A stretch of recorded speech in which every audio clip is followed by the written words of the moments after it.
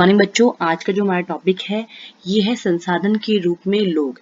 यानी कि जो संसाधन होते हैं उनमें उनके रूप में लोगों का क्या उपयोग है।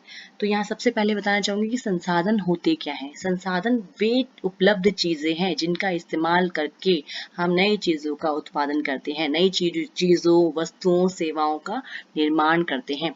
जैसे प्राकृतिक साधन हो गए, भूमि हो गया, पानी हो गया, मिट्टी हो गई, और उसमें हम पूंजी लगाकर और मशीनें लगाकर उनसे एक नई चीज बनाते हैं। तो ये होते हैं हमारे संसाधन, और उनमें चेंजेस करके उनमें हम और चीजें नियोजित करके हम बना पाते हैं नए उत्पाद और सेवाएं। तो हमने इससे पहले उत्पादन के घटकों के बारे में बात करी थी, जिसमें प्राकृतिक संसाधन आते हैं, श्रम आता है, भौतिक पूंजी आती है, मशीनें वगैरह आ गई, और मानव पूंजी।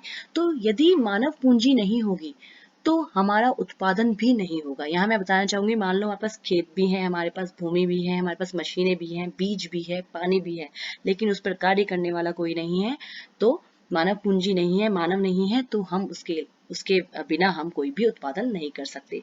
और एक और महत्वपूर्ण बात मैं यहाँ बताना चाहूंगी कि जो मानव है, इन चीजों का उपयोग भी, इन वस्तुओं का उपयोग भी कौन करता है? मनुष्य करता है, मानव करता है। तो यदि वही नहीं होगा तो इन चीजों का उत्पादन का कोई भी तुक नहीं रह जाएगा, और ना ही ये क्रियाएं पूरी हो पाएंगी। चलिए आगे बढ़ते हैं। अब यहाँ एक उदाहरण देना चाहूंगी जापान का। जापान एक छोटा सा देश है, और आपको पता होना चाहिए कि जापान में कोई भी प्राकृतिक संसाधन नहीं है, लेकिन वहां पर अनुसंधान यानी कि जो रिसर्च होती है, और शिक्षा बहुत ही अच्छी है, वहाँ की स्वास्थ्य सुविधाएं बहुत अच्छी है, वहाँ पर उपलब्ध प्रौद्योगिकी यानी कि साइंस, विज्ञान और जो भी टेक्नोलॉजी है उसका विस्तार बहुत अच्छा हो चुका है। इसलिए जापान की जो मानव पूंजी है, जो मानव है, जो मनुष्य है, वो बहुत ही ज्यादा उत्पादन के कार्यों में लगा हुआ है। उनको आप दुनिया भर के सारे देशों में उनकी डिमांड है, और यहाँ पर ये भी एक बात है कि जापान दिन रात तरक्की कर रहा है। चलिए अब भारत के बारे में चले। जो भारत है, आपको पता है भारत की जो जनसंख्या है वह मिली जुली है, उसमें आदमी भी हैं, बूढ़े भी हैं, बच्चे भी हैं। तो यहाँ पर ये जरूरी है कि जो हमारे मानव पूंजी है, मानव पूंजी में जो काम करने वाले लोगों की अगर हम गिनती की जाए, तो काम करने वाले लोगों में सिर्फ हम 15 साल से बड़े लोग और 59 साल से यानी कि 60 साल से कम आयु के लोगों को रखा जाता है, जो कि देश के उत्पादन, देश के काम में लगे हुए हैं, देश को आगे बढ़ाने के लिए विभिन्न क्रियाएं कर रहे हैं, चाहे वह खेती ही क्यों ना हो, चाहे वह दुकान चलाना ही ना हो, तो ये सब लोग ये काम कर रहे हैं। अब यहाँ पर ये भी बताना चाहेंगे कि ये जो लोग मैंने आपको बताया 15 साल से जो छोटी आयु के बच्चे हैं, जो 15 साल से छोटे बच्चे हैं, ये हमारे किस में आ गए? 15 साल से छोटी आयु के बच्चे जो हमारे यहाँ आ गए, ये बच्चों में आ गए, और 59 साल से जो बड़े आयु के लोग हैं, वृद्धों में आ गए। ये दोनों ही वर्ग जो हैं, ये अपने लिए, अपने कार्यों के लिए किस पर निर्भर है? जो कि काम करने वाले लोग हैं, यानी कि जो 15 साल से ऊपर और 60 साल से कम के लोग जो काम में लगे हुए हैं, उनमें ये उन पर निर्भर है। तो यहाँ पर अभी जैसे मैंने जापान की बात करी कि जापान ने अपने आप को कैसे बढ़ाया, जापान ने लोगों को अच्छी शिक्षा दी, अच्छे पढ़ा, मतलब वहाँ पर पढ़ाई बहुत अच्छी है, बहुत ही टेक्निक्स अच्छी हैं वहाँ पर, वहाँ के लोगों का स्वास्थ्य बहुत अच्छा है, और वहाँ पर नई नई चीजें सिखाने, नए नए कौशलों का विकास करने के लिए उन्होंने ऐसे ऐसे कार्यक्रम चलाए हुए हैं, जिससे कि वहाँ के लोगों को काम करने में अधिक मदद मिलती है।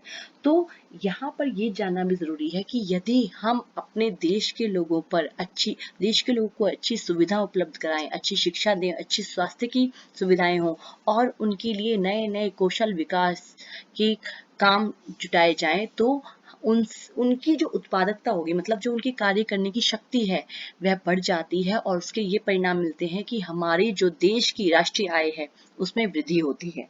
तो इसीलिए हमें इन चीजों पर जोर देना चाहिए। आजकल एक स्किल इंडिया के नाम से कार्यक्रम चल रहा है, जिसमें लोगों को कौशल विकास, मतलब अपने हुनर, जो उनमें हुनर है, उनको आगे बढ़ाने में मदद की जा सकती है। तो अब आपकी जो वर्कशीट है, इसमें आया है मानव को उत्पादन का सबसे महत्वपूर्ण संसाधन क्यों माना जाता है, या क्यों कहा जाता है। देखिए, मानव के बिना उत्पादन संभव नहीं है। मशीनें खुद काम नहीं करेंगी, उनसे काम करवाना पड़ेगा। साथ में जो जो बाकी चीजें हैं, उनको भी नियोजित करने के लिए मानव के दिमाग, हुनर और कौशल की आवश्यकता होती है, इसलिए ये लोग जो मानव पूंजी है ये सबसे महत्वपूर्ण संसाधन है। अब मानव पूंजी से आप क्या समझते हैं? मानव पूंजी से मतलब ये है कि जो मानव अपना ज्ञान और कौशल लगाता है किसी काम को करने में, किसी किसी उत्पादन काम को करने में, तो वह आता है मानव पूंजी के अंतर्गत। तो इससे क्या होता है, जो काम करने के तरीके हैं वो बदल जाते हैं, वो अलग हो जाते हैं, और साथ ही साथ इसमें ये होता है कि उन तरीकों से जो आय होती है वह बढ़ जाती है। ठीक है, तो आगे अगला प्रश्न है, देश की कार्यशील जनसंख्या से क्या अभिप्राय है? तो जैसा कि मैंने बताया, 15 साल से बड़े और 59 साल से तक के लोग जो है वो कार्यशील जनसंख्या में आते हैं, मतलब जो लोग काम धंधे कर सकते हैं और देश के काम धंधों में लगकर देश की राष्ट्रीय इनकम में, राष्ट्रीय आय में बढ़ोतरी करते हैं, वो होते हैं कार्यशील जनसंख्या। अब आप ये बताइए, विद्यालय, अस्पताल, कॉलेज आदि सार्वजनिक सेवाएं हमारे जीवन को कैसे प्रभावित करती हैं? तो आपको इसके बारे में उदाहरण दे रहे हैं, आप सोचकर लिखिए कि इन चीजों का हमारे जीवन में क्या महत्व है। मान लीजिए एक देश की जनसंख्या, बार बार लोग बीमार रहते हैं, तो क्या वो लोग उत्पादन को बढ़ा पाएंगे? यह आपको उत्तर सोच के लिखने हैं। अगला प्रश्न है, क्या मानव जनसंख्या पर निवेश बिल्कुल उसी प्रकार है जिस प्रकार भूमि और पूंजी पर निवेश? देखिए, निवेश का मतलब होता है पैसा लगाना, तो आप भूमि पर पैसा और पूंजी पर जो पैसा लगाते हैं, क्या मनुष्य पर पैसा लगाना भी वैसा ही है? ये उत्तर आपको सोच कर लिखना है। धन्यवाद।